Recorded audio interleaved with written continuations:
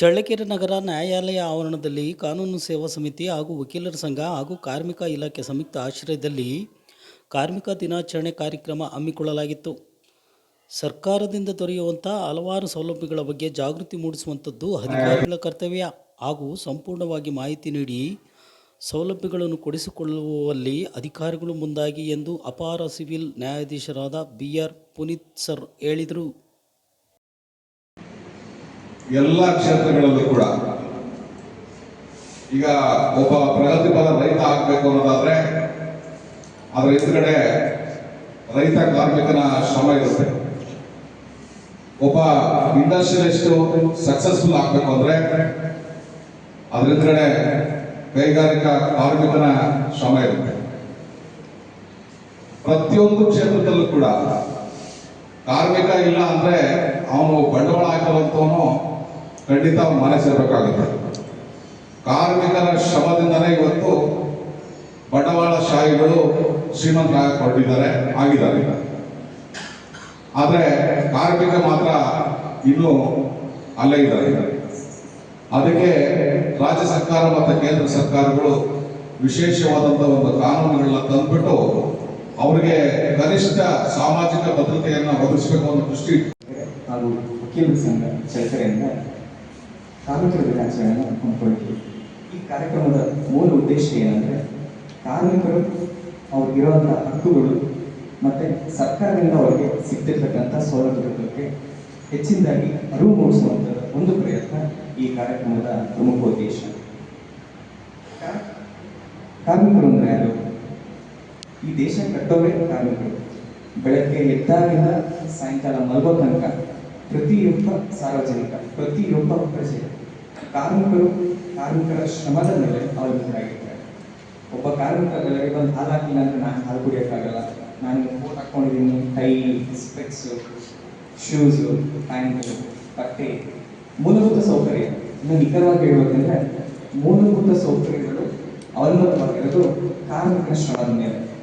ಅವರು ಶ್ರಮ ವಹಿಸ್ತಿದ್ರೆ ನಮಗೆ ಟೈಮ್ ಸರಿಯಾಗಿ ಊಟ ಸಿಗಲ್ಲ, ನಾವು ಹಾಕೊಳ್ಳೋಕ್ಕೆ ಬಟ್ಟೆ ಇರಲ್ಲ, ಇರೋಕ್ಕೆ ಸುರು ಇರಲ್ಲ. ಕಾರ್ಮಿಕರ ಬೆವರ ಹರಿಯ ಪ್ರತಿಫಲವೇ ಈ ಒಂದು ದೇಶ. ಕಾರ್ಮಿಕರು ಕಷ್ಟಪಟ್ಟು ದುಡಿದು ಅವ್ರ ಬೆವರು ಹರಿಸಿದ್ರೆ ದೇಶದ ಪ್ರಗತಿ ಆಗೋಕ್ಕೆ ಸಾಧ್ಯ. ಕಾರ್ಮಿಕರೇ ಈ ದೇಶದ ಬೆನ್ನೆಲುಬು. ಅವರು ಒಂದು ದಿವಸ ತಮ್ಮ ಕೆಲಸ ಮರೆತು ಅಥವಾ ಕೆಲಸ ಮಾಡಿ ನಿಲ್ಲಿಸಿದ್ರೆ ಈ ದೇಶ ಪ್ರಗತಿ ಹೊಂದಲು ಅಸಾಧ್ಯ. ಪ್ರತಿಯೊಂದು ಹೆಜ್ಜೆಯಲ್ಲೂ ನಾವು ಇರ್ತಕ್ಕಂಥ ಪ್ರತಿಯೊಂದು ಹೆಜ್ಜೆಯಲ್ಲೂ ಕಾರ್ಮಿಕರ ಶ್ರಮ ಅಷ್ಟೇ ಆಗಿದೆ. ಹಾಗಾಗಿ ಕಾರ್ಮಿಕ ಸುಖವಾಗಿದ್ದಾನೆ? ಈ ಪ್ರಶ್ನೆಗೆ ಉತ್ತರ ಇಲ್ಲ. ಅದಕ್ಕೋಸ್ಕರನೇ ಸರ್ಕಾರ ಅನೇಕ ಕಾನೂನುಗಳನ್ನ ಕಾರ್ಮಿಕರ ಒಳಿತಿಗಾಗಿ ತಂದಿದೆ. ಆದರೆ ಬ್ಯಾಡ್ ನ್ಯೂಸ್ ಏನಂದರೆ ಕಾರ್ಮಿಕರಿಗೆ ಅವರು ಸರ್ಕಾರದಿಂದ ಸಿಗ್ತಕ್ಕಂಥ ಸೌಲಭ್ಯಗಳಾಗಲಿ ಅಥವಾ ಕಾರ್ಮಿಕರಿಗೆ ಇರುವಂಥ ಹಕ್ಕುಗಳಾಗಲಿ ಅವ್ರು ಗೊತ್ತಾಗ್ತಿಲ್ಲ. ಈ ಕಾರ್ಯಕ್ರಮದ ಮೂಲ ಉದ್ದೇಶನೇ ಆಗಬೇಕು ಅವ್ರಿಗಿರುವಂಥ ಹಕ್ಕುಗಳು ಮತ್ತು ಸರ್ಕಾರದಿಂದ ಅವ್ರಿಗೆ ಸಿಗ್ತಕ್ಕಂಥ ಸೌಲಭ್ಯಗಳ ಬಗ್ಗೆ ಅರಿವು ಮೂಡಿಸೋದೇ ಈ ಕಾರ್ಯಕ್ರಮದ ಮೂಲ ಉದ್ದೇಶ. ಹಾಗಿದ್ರೆ ಏನಿದೆ ಕಾರ್ಯಕ್ರಮ? ಕಾರ್ಮಿಕರಿಗೆ ಏನಿದೆ? ಏನೊಂದು ಹಕ್ಕಿದೆ, ಸಮಾನ ವೇತನದ ಹಕ್ಕು. ಅಂದರೆ ಯಾವುದೇ ಒಬ್ಬ ಕಾರ್ಮಿಕ ತಾನೇನು ಕಷ್ಟಪಟ್ಟು ಕೆಲಸ ಮಾಡ್ತಾನಲ್ಲ ಅದಕ್ಕೆ ನ್ಯಾಯಯುತವಾದ ವೇತನ ಅವನಿಗೆ ಕೊಡಬೇಕು. ಹೆಣ್ಣಾಗಲಿ ಗಂಡಾಗಲಿ ಸಮಾನ ವೇತನ.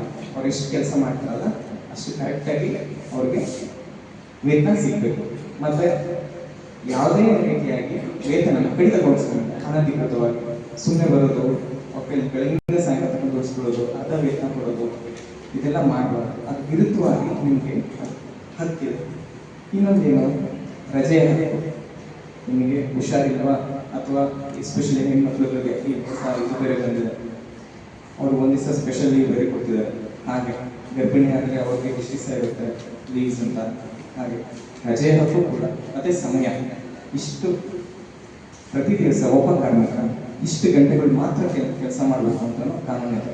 ಆ ಕಾನೂನುಗಳ ಬಗ್ಗೆ ಹೆಚ್ಚಿನಾಗಿ ಹೇಳಕ್ಕೆ ಹೋಗಲ್ಲ, ಸಮಯ ಅಭಾವ. ಬಟ್ ಓವರಾಲ್ ಏನಿದೆ, ನಿಮ್ಮ ಹಕ್ಕುಗಳು ಏನಿದೆ ಅನ್ನೋದ್ರ ಬಗ್ಗೆ ಮಾತ್ರ ನಾನು ಬೆಳೆಸೋದಕ್ಕೆ ಪ್ರಯತ್ನ ಪಡ್ತಾ ಇದ್ದೀನಿ. ಒಬ್ಬ ಮನುಷ್ಯ ಇಷ್ಟು ಗಂಟೆಗಳು ಮಾತ್ರ ಕೆಲಸ ಮಾಡಬೇಕು ಅನ್ನೋದ್ರ ಬಗ್ಗೆನೂ ಕಾನೂನು ಇದೆ. ಅದಕ್ಕಿಂತ ಮೀರಿ ಕೆಲಸ ಮಾಡೋಕ್ಕೆ ಅವನಿಗೆ 2 ಪಟ್ಟು ವೇತನ ಕೊಡಬೇಕಂತಲೂ ಕಾನೂನು ಇದೆ. ಇದ್ರ ಬಗ್ಗೆ ನೀವು ಅರಿತುಕೊಂಡಾಗ ಮಾತ್ರ ನಿಮಗೆ ಆ ರೀತಿಯಾದಂಥ ಯಾವುದಾದ್ರೂ ಶೋಷಣೆಗಳಾದರೆ ಬಂದ್ಬಿಟ್ಟು ನೀವು ಧೈರ್ಯವಾಗಿ ಎದುರಿಸ್ಬೋದು. ಇನ್ನೊಂದೇನು, ಸೋಷಿಯಲ್ ರೈಟ್ಸ್ ಅಂದರೆ ಏನು? ನೀವು ಕೆಲಸ ಮಾಡ್ತಿರ್ತೀರಿ, ಕೆಲಸ ಕಾರ್ಯದಲ್ಲಿ ಏನಾದರೂ ಒಂದು ತೊಂದರೆ ಆಗುತ್ತೆ, ಅವಾಗ ಏನು ಮಾಡಬೇಕು? ನಿಮ್ಗೆ ಸಂಬಳ ಕೊಡೋಲ್ಲ, ESI ಇದೆ, EPF ಇದೆ, ಗ್ರ್ಯಾಚುಯಿಟಿ ಇದೆ, ಇದೆಲ್ಲ ನಿಮ್ಮ ವೇತನದಲ್ಲಿ ಕಡಿತಗೊಳಿಸಿ ನೀವು ಕೆಲಸ ಮುಗಿದ ನಂತರ ಅವ್ರಿಗೆ ಕೊಡಬೇಕಾಗ್ತದೆ. ಆದರೆ ಮಾಡ್ತಿದ್ದಾರ ಆ ಹತ್ರ ಶೋಷಣೆ ಆದರೆ ಎಲ್ಲಿ ಹೋಗಬೇಕು? ಅದು ನಿಮ್ಗೆ ಇರತಕ್ಕಂಥ ರೈಟ್ಸ್ ಏನು ಅದ್ರ ಬಗ್ಗೆ ಒಂದು ಸ್ವಲ್ಪ ಯೋಚನೆ ಮಾಡಿ.